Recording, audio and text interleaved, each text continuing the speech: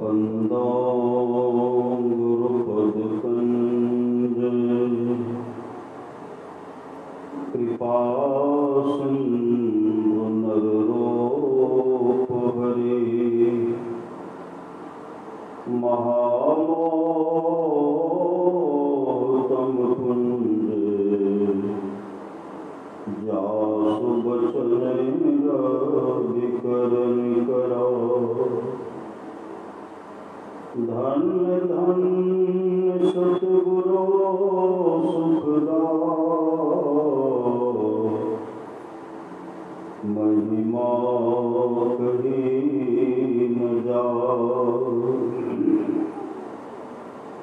जो कुछ कहो तुम्हारी पाओ मोते कछु न बसाओ। अव्यक्त रूप में प्रातः स्मरणीय अनंतर विभूषित परम पूज्य सद्गुरु महाराज के चरणों में कोटि कोटि मनसा से पूज्य बाबा विशिष्ट गुरुजन उपस्थित सत्संग महानुभावों माताओं बहनों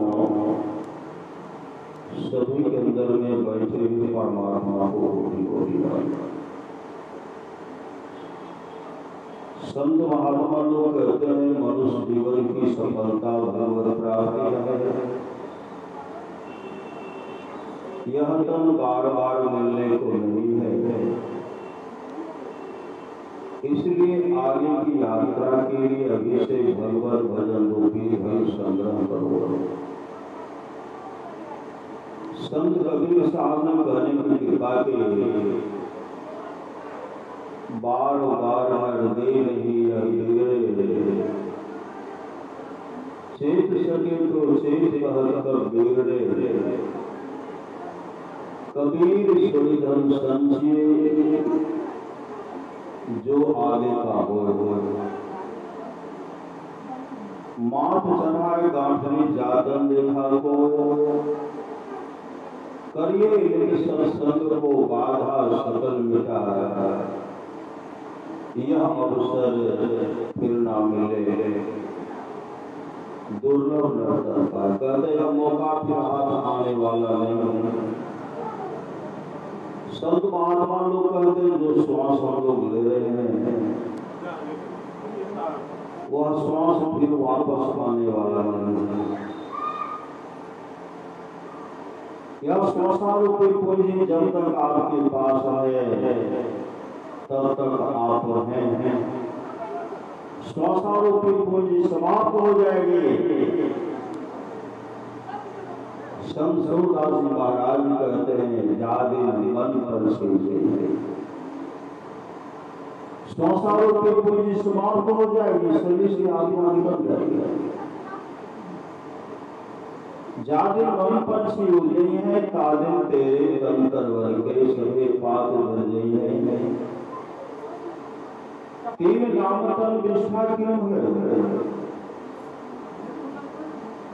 शरीर की नश्वरता पर हमेशा विचार कीजिए। तीन नामतन विष्ठा क्यों है? नाकर था दुनिया है। इस शरीर को किसी जीव जंतु ने खाया तो विष्ठा बन जाएगी। पानी में फेंकने के बाद सड़ेंगे गलेंगे कीड़ों कीड़े मकोड़े पड़ जाएंगे। जलाने के बाद राख हो जाएगी। राख माटी मिल गए ढोर नजर नहीं आवते।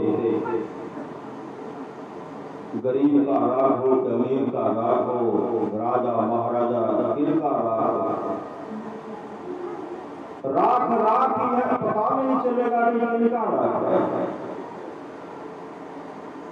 संत महात्मा लोग कहता है संसार के लोग कल्याण चाहते हो अपने जीवन के बाग डोर को सद्गुरु के हवाले करो।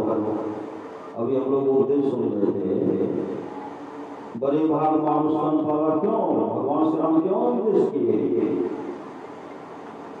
भगवान श्री राम सिंहासन पर विराजमान थे, बगल में भरत हनुमान थे, हम और लक्ष्मण जी बगल में खड़े थे। सामने में कुत्ता बैठा हुआ था। कुत्ता जब खांसते हैं, कुत्ता के मुंह से कीड़ा बिल्कुल नीचे गिरता है और टहलने लगता है। भगवान श्री राम का क्या अर्थ हो गया? लक्ष्मण जी और भरत हनुमान कहते प्रभु सब तो ठीक है, अर्थ क्या हो गया? तो भगवान श्री राम कहते ब्रह्मा जी का पतन हो गया। ब्रह्मा जी का पतन, जो ब्रह्मा के पद पर सुशोभित थे और उनके पुण्य का अंत हो गया। पुण्य का चिन्ह होने के बाद कुत्ते के मुख से कीड़े के रूप में धरती पर डाला। संत महात्मा लोग कहते हैं हम लोग भी कई बार ब्रह्मा बने, हम लोग भी बने और संसार के भोगों में स्वरूप के सुख को भोगने में अमूल जीवन को बर्बाद कर दिए। पुण्य का अंत हो गया, 84 लाख योनि को भ्रमण कर रहे आज से वो संसार में। इस मुश्किल में अद्भुत मूसा, इस शरीर की मुश्किल में जीवात्मा रूपी मूसा कष्ट है। इस मुश्किल में अद्भुत मूसा है कभी से घुसा, जब से यह संसार बना है कभी से घुसा। शरीर रूपी मुश्किल में जीवात्मा रूपी मूसा कब से जब से सृष्टि बनी है। इतने दिन हम लोग हैं 28वां बार सतयुग की चुका,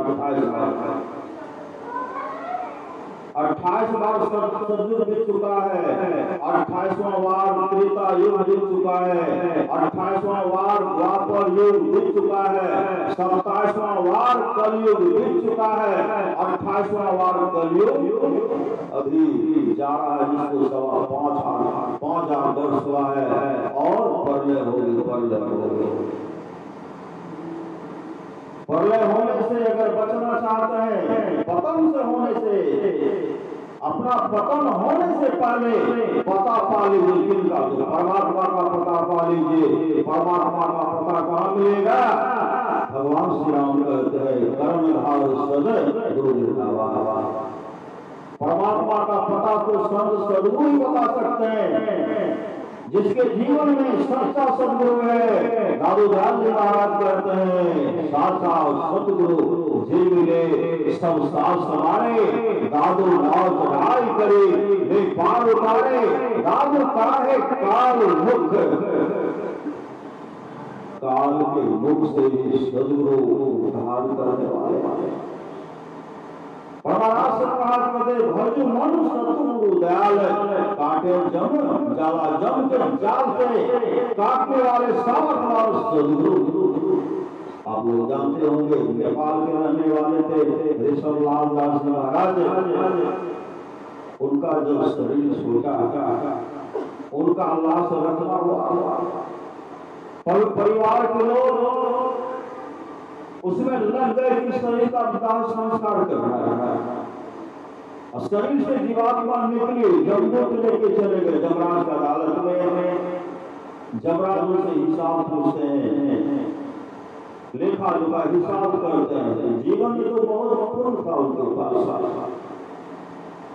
जिसको जीवन मिला सत्संग है उसको हर घड़ी आनंद ही आनंद है। उनके जीवन में बहुत पूर्ण था। वहां ले गए हिसाब पूछते हैं और कहीं से हिसाब पूछ बैठते हैं। जमराज जो है कहीं से हिसाब पूछेंगे। जमराज को क्या पूछते हैं? अच्छा यह बताओ, देखिए बहुत पूर्ण है।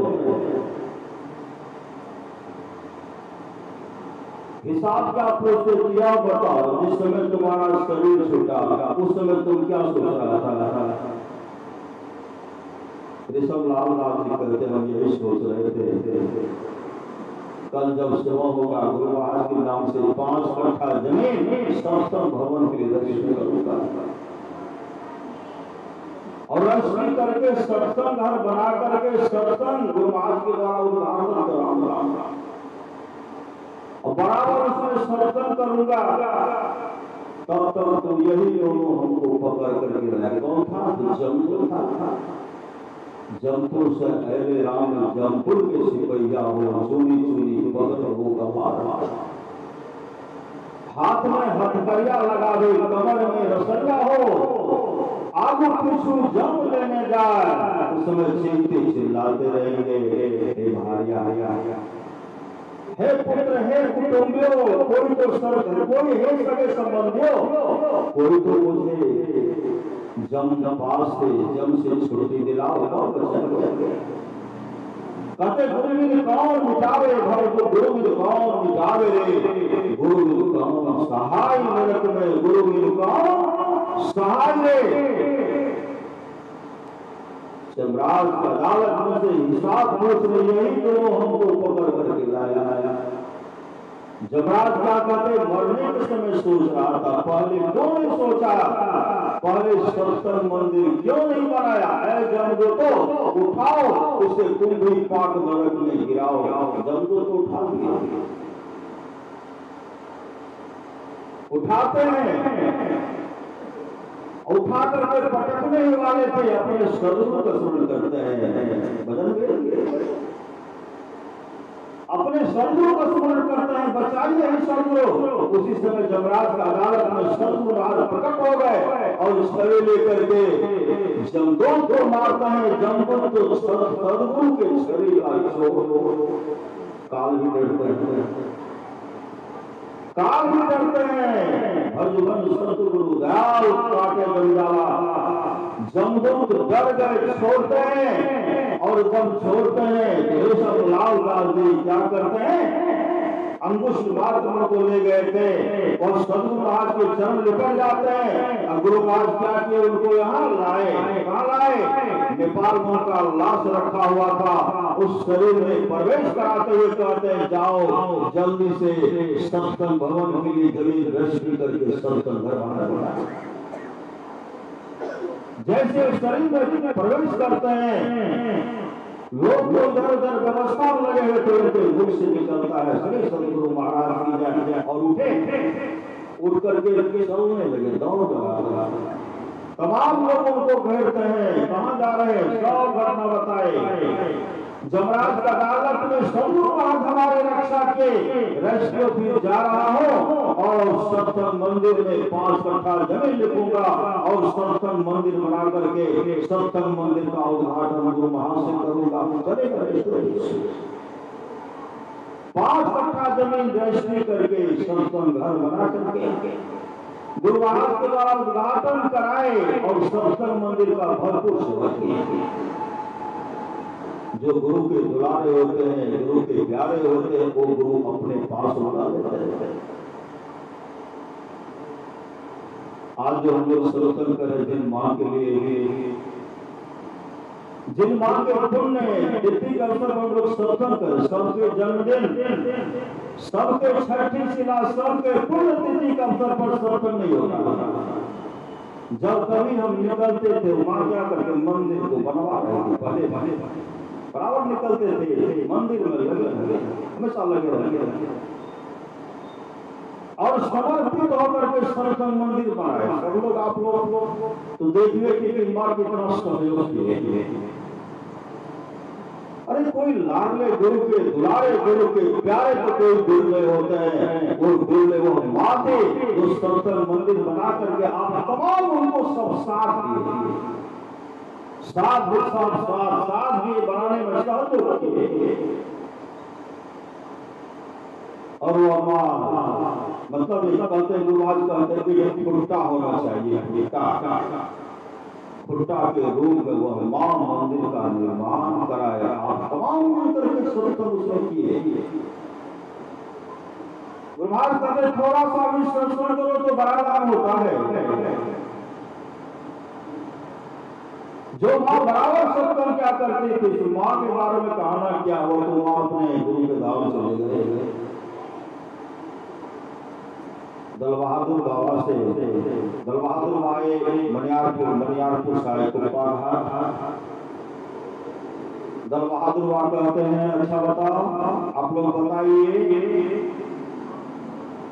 मतलब अपनी अपनी करनी अपने अपने साथ करी, जो आगे आगे बाप की करनी बाप होत पावे, जोड़ो ही करनी जोड़ो खसन को फलता, अपने ही करनी से जीत भंजन पार उतरता, नेकी बनी है संग और न संग कोई, देखो कोई विचार संगे गई है कोई, और तो करनी और की नहीं और के बात, अपने अपने करनी अपने अपने साथ। दल बहादुर साई स्वामी जी महाराज का दास संस्कार करके आए। हम लोग वहां मनियारपुर में एक दिन पहले चले गए, हम लोग के सामने ऐसे साई स्वामी जी महाराज का सेवा दास संस्कार करके जब आए, कृपा घाट आए, सब आए परिवार। अच्छा बताइए साई स्वामी जी महाराज कहाँ गए? सबको पूछते, सब चुप हो गए। हुजूर आप भी तो बता सकते हैं, हम लोग नहीं जानते। जहां से आए वहां गए, जहां से आए वहां गए। कहां से आए थे? परमात्मा के पास से, परमात्मा के पास आए थे और परमात्मा के पास गए, परमात्मा मिल गए। जिस माँ के शांति दिवंगत आत्मा के शांति तो संतन कर, उन माँ की अरिष्टी गति हुई, अरिष्टी गति। आप लोग जानते होंगे भगवान बुद्ध के समय की बात।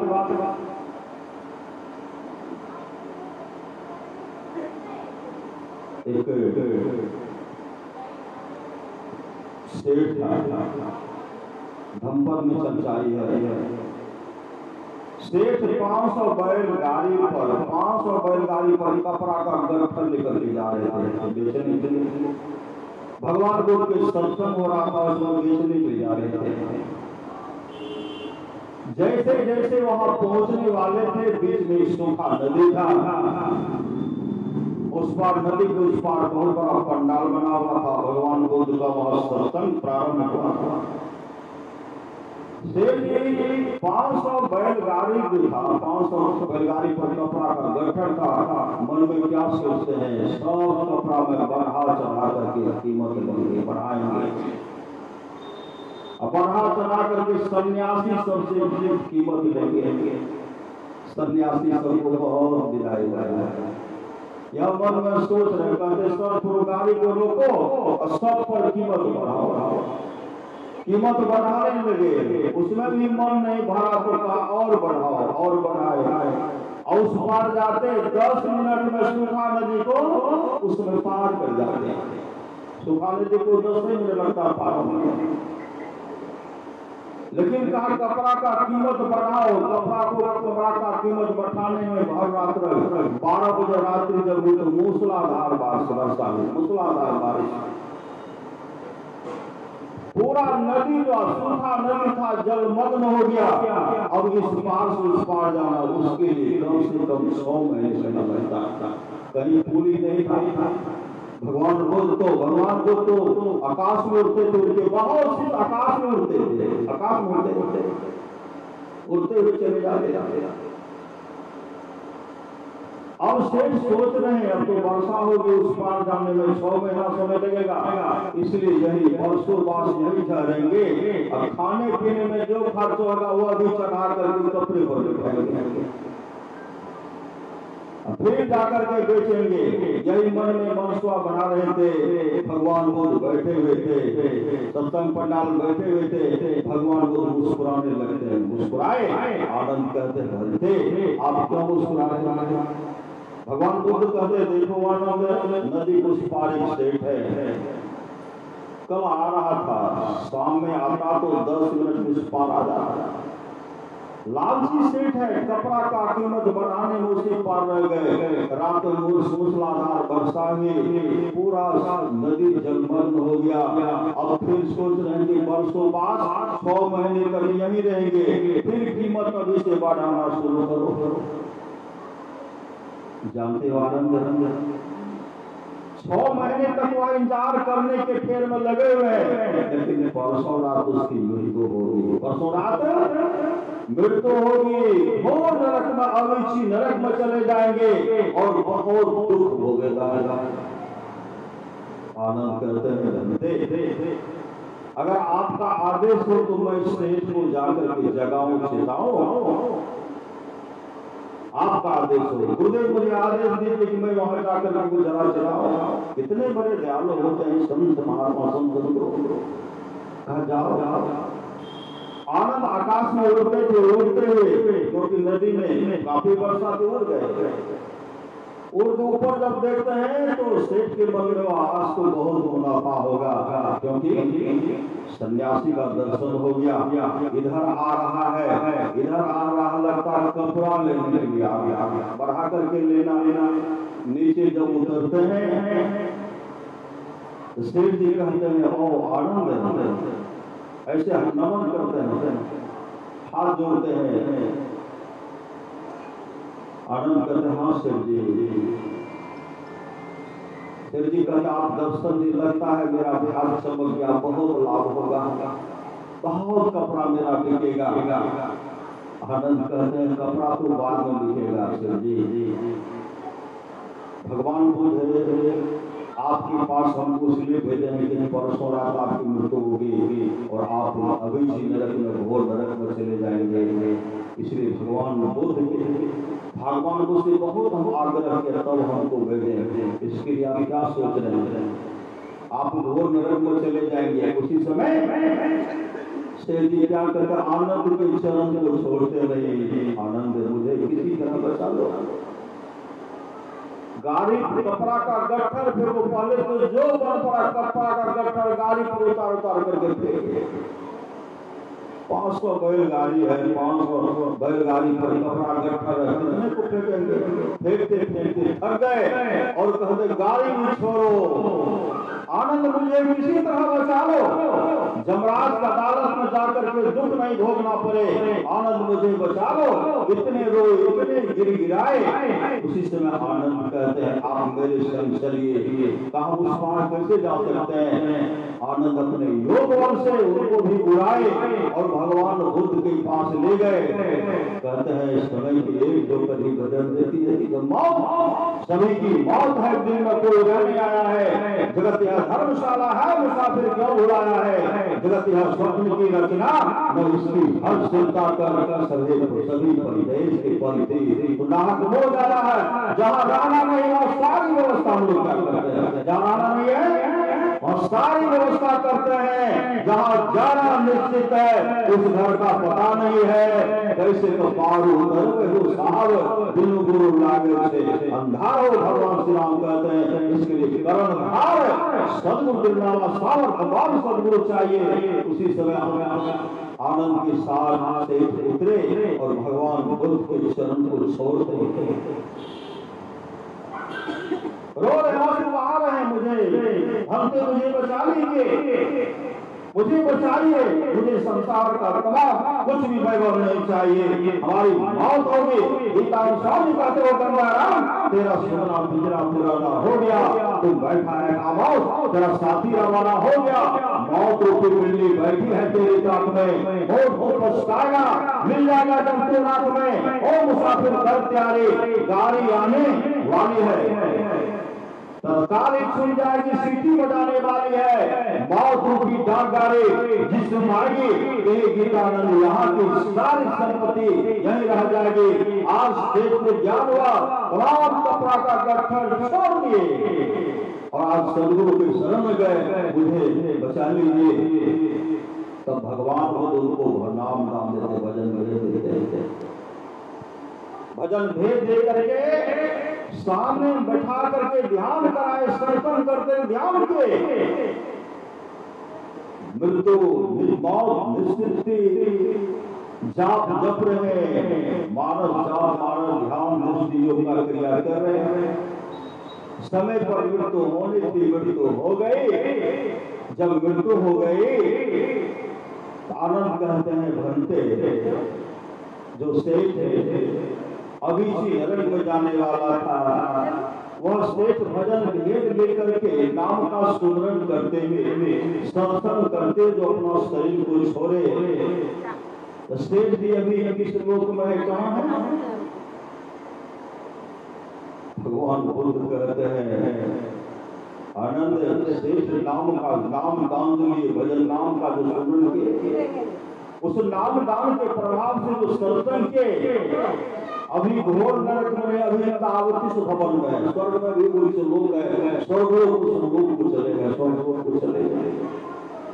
यह नाम दान का मैं इसलिए भगवान श्री राम कहते हैं बड़े भाग मानुष तन पावा सुर दुर्लभ सब ग्रंथ गावा। सुन रहे थे साधन धाम मोक्ष कर द्वारा पाएंगे परलोक सवारा। इसको पाकर जिसने परलोक लोक को नहीं सुधारा तो सो परतर दुख पावे और परलोक में दुख पाता है। परलोक में दुख पाता तो क्यों? परलोक में दुख पाता है सिर धुन धुन के पछताता है। काल परमेश्वर को झूठी दोष लगाता है।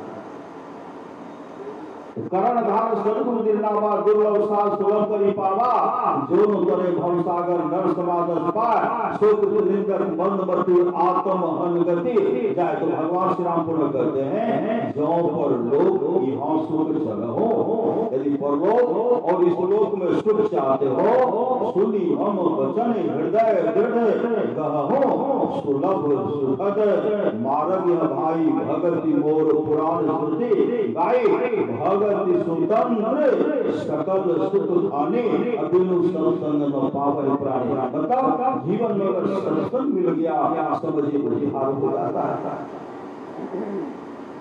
आप लोग जानते होंगे राजा कवास 21 पीढ़ी तक का राजा नरक में पड़े काफी लोग बोलते हैं सबको नरक में विष्ठा के कुंड में डुबा देते। विष्ठा के कुंड में डुबा करके नाक और मुंह से विष्ठा स्पर्श हो रहा था और उधर से ऊपर से जमदूत क्या करते थे पिटाई मुंह दर से मारते चीखते थे चिल्लाते थे बचाओ बचाओ। कौन बचाएगा? बचाओ बचाओ। खाने पीने में मांस मछलियां अंडा शराब पीने में अमूल जीवन को बर्बाद कर दिया। बचाओ। कौन बचाएगा? बचाओ बचाओ चीख रहे चिल्ला रहे हैं। जमराज कहते तुम्हारे वंशज के लोग सत्संग करवाते तुम्हारा उद्धार हो जाता। 2100 पीढ़ी तक का राजा नरक में पड़े हुए थे।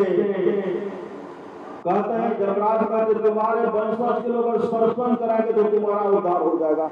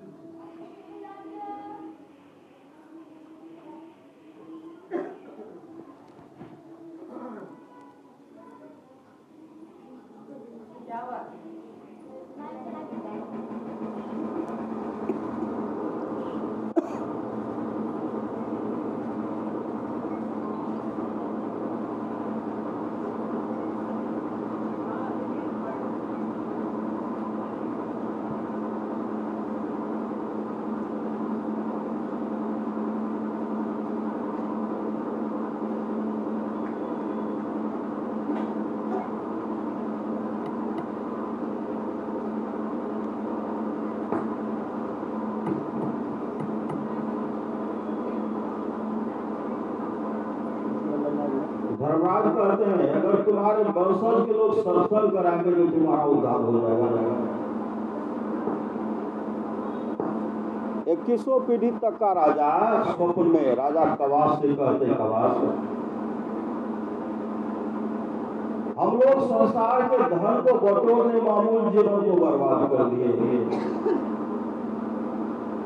कभी अपनी नौ सत्संग में गए नौ अपने जीवन के बागों को सदगुरु के हवाले किए।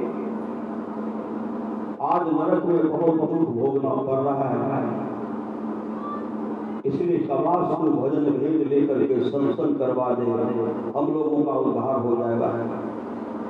स्वप्न में कहते हैं राजा कवास का जब निंद टूटा सुबह हुआ संत सदगुरु के पास गए और संत सदगुरु से कहते हैं आज मुझे भजन भेद दे दीजिए और मेरे यहाँ सत्संग कर दीजिए। संत सदगुरु आए। संत सदगुरु जब आए, सत्संग भी होगा, भजन भेद भी लेंगे।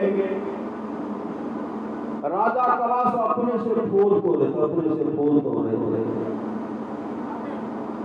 फूल तोड़ ही रहे। उधर से पंडित जी आए, पुरोहित था। पंडित जी कहते हैं, महाराज आप अपने से फूल तोड़ रहे हैं, क्या कोई तोड़ने वाला नहीं था? और अपने से फूल क्यों तोड़ रहे हैं? तो राजा कवास कहते हैं, आज हम भजन वेद लेंगे, आज मेरे घर पर सत्संग होगा, पंडित जी आइएगा। पंडित जी के मन में आप तो सत्संग कराएंगे, जिनके यहाँ कोई कथा होगा नहीं। एक बार कथा, एक दिन कथा कहते थे तो 2 साल का दान में इतना अनाज, इतना रुपया मिल जाता था, 2 साल तक खाते थे। पंडित जी क्या कहते, महाराज अभी खरमास चल रहा है, खरमास। अच्छा मास अभी नहीं चल रहा, भजन भेद मत लीजिए। राजा कवास कहते आज तो भजन भेद लेंगे। पंडित जी के घर अपने पंडिताइन से कहने लगे, आज राजा कवास भजन भेद लेंगे। अब उनके यहाँ कोई पूजा पाठ होगा नहीं, कोई दान पुण्य नहीं मिलेगा, हम लोगों का जीवन निर्वाह कैसे होगा? राजा कवास मानने के लिए तैयार नहीं, कहते आज हम लेंगे ही। पंडित आई, रानी से कहने लगी, आप यहाँ क्या कर रहे हैं? रानी भी भजन भेद लेने के लिए तैयार है।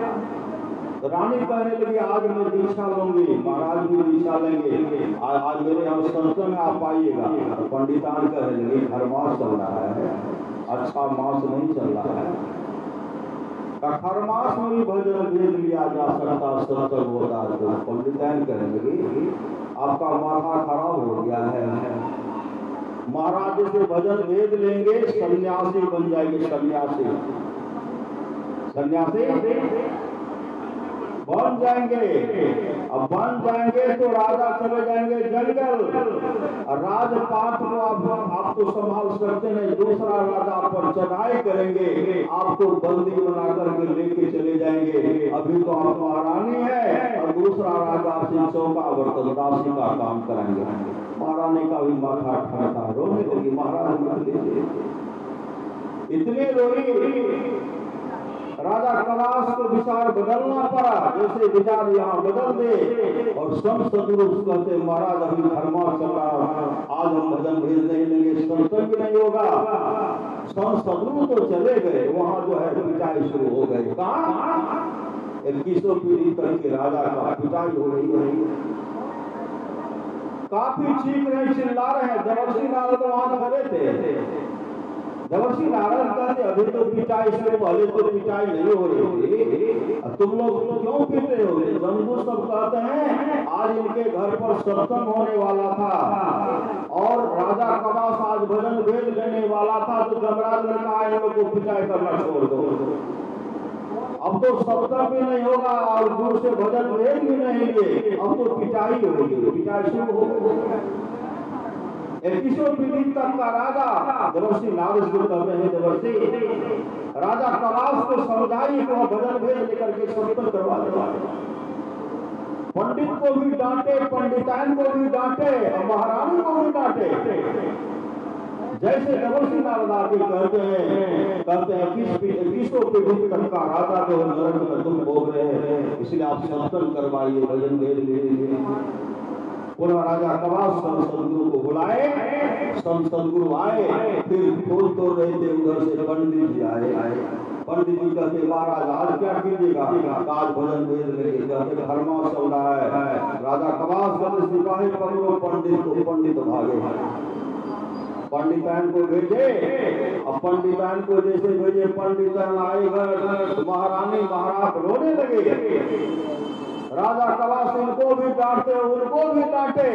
पंडिताइन भाई, पंडित महारानी से कहते, भजन भेद जल्दी से लो, जैसे भजन भेद दोनों लिए सत्संग करवाए उसी समय सत्संग समापन की ओर जा रहा था। 2100 पीढ़ी तक के राजा के लिए स्वर्ग से विमान आया, विमान पर बैठ करके स्वर्ग लोक को चले गए। इस सत्संग का फल है। वही भगवान श्री राम कहते हैं करण हार सदै गुरु दिनावा दुर्लभ सास लभ करी पावा भगत स्वतंत्र सकल सुखाने बिनु सत्संग न पावे। प्राणी जिस माँ के लिए सत्संग का आयोजन किया वहां तो अपने पहुंची साधवी सदगुरु कहाँ से मांग करता हूँ, सदगुरु से मांग कर देंगे भगवान के बदले वह माँ जहाँ कहीं भी हो, जिस लोग अच्छे लोग हो गया अच्छे लोग भगवान ने कहा सबके साथ कैसे मरोगे, कोई आगे मरोगे कोई पीछे मरोगे, मेरे संग रहने वाले को दो गति नहीं होती। मैं मोक्ष नहीं चाहता, मैं बार बार आऊंगा तब तक आऊंगा जब तक अपने सारे शिष्यों को मोक्ष नहीं दिला दो अंधेशा दुष्वाद की। इसलिए हम लोगों को चिंता नहीं करना है, हम लोगों को सामर्थ्यवान सदगुरु है, सदगुरु रक्षा करेंगे। गुरु सदगुरु संहित नहीं को जिस दिन करिए सत्संग ध्यान करते हैं, जो नहीं करेंगे उसके लिए गीता स्वामी क्या कहते हैं, ओ गंगा राम तेरा सुनना पिंजरा पुराना हो गया, तुम बैठा है खामोश तेरा साथी रवाना हो गया। मौत रूपी बिल्ली बैठी है तेरी ताक में, मोड़ तू पछताएगा मिल जाएगा जब तू राख में। ओ मुसाफिर कर तैयारी गाड़ी आने वाली है, तत्काल छुड़ जाएगी, सीटी बजाने वाली है मौत रूपी डाक गाड़ी जिससे आएगी गीतानंद यहाँ की सारी संपत्ति यही रह जाएगी। रे मन मुसाफिर निकलना पड़ेगा, काया कुटी को खाली। अभी कहते हम लोग नहीं, भाड़ा के घर से भी लोग कहते नहीं निकलेंगे, मुकदमा करने लगते, बहुत जगह होता है। लेकिन ऐसे परमात्मा का यह दिया हुआ घर है, एक बार इशारा होगा निकलो तो निकलो, निकाल करके घसीटते हुए लेके चले जाएंगे। ओ गंगाराम तेरा सुनना पिंजरा पुराना हो गया, तुम बैठा है खामोश तेरा साथी रवाना हो गया। मौत रूपी बिल्ली बैठी है तेरी ताक में, और तू पछताएगा मिल जाएगा जब तू रात में। ओ मुसाफिर कर तैयारी गाड़ी आने वाली है, तत्काल छूट जाएगी, सीटी बजाने वाली है मौत रूपी डाक गाड़ी जिसमें आएगी यही गीतानंद यहाँ की सारी संपत्ति यही रह जाएगी। कल्याण चाहते हैं और वो एक गुप्त मत सब है कहो कर जो शंकर भजन बिना नरो भक्ति में पावे। मोर मंत्र साधना कीजिए खटतम प्रकाश हो शब्द पत्र जीव पर सारे कर दृष्टि योग साधन ये हटाना चाहिए। इनके हटे माया हटेगी प्रभु से होगी एकता।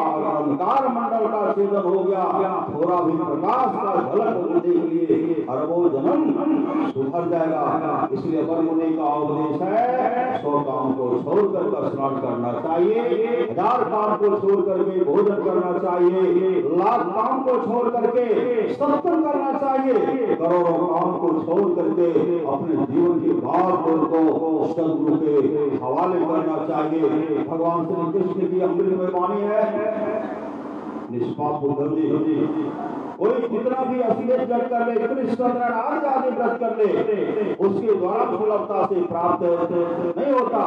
बस एक सत्संग ऐसा जरिया है जिसके द्वारा सुलभता से प्राप्त हो जाता, उस भक्त के बस में हो जाता और उस भक्त का परम कल्याण हो जाता। परमाराज की वाणी है, थोड़ा सा भी सत्संग करो बड़ा लाभ होता है। जितना लाभ की बहुत धन के मिलने बहुत विद्या के पढ़ने से होता उतना लाभ सत्संग होता है। नित्य नियमित ढंग से सत्संग करो, सत्संग से खाली कोई मत हो। अभी अमृत की वर्षा में अध्यात्म ग्रंथ का सार ज्ञान कर दिया, जिसको याद रहा उसको अमृत मिला, जिसको याद नहीं रहा जिसको कोई अपना सदुपयोग करते। जो लोग बहुत दिनों से सत्संग करते आ रहे हैं, अभी कर रहे हैं, आगे भी करेंगे, वे सभी महासुख के भाग्य होंगे। पुनः सदुपयोग प्रार्थना करता हूँ। इस माँ के लिए, माँ के शांति हेतु हम लोग सत्संग कर रहे हैं। फिर सब लोग उस माँ का देख रेख आप करेंगे। बोलिए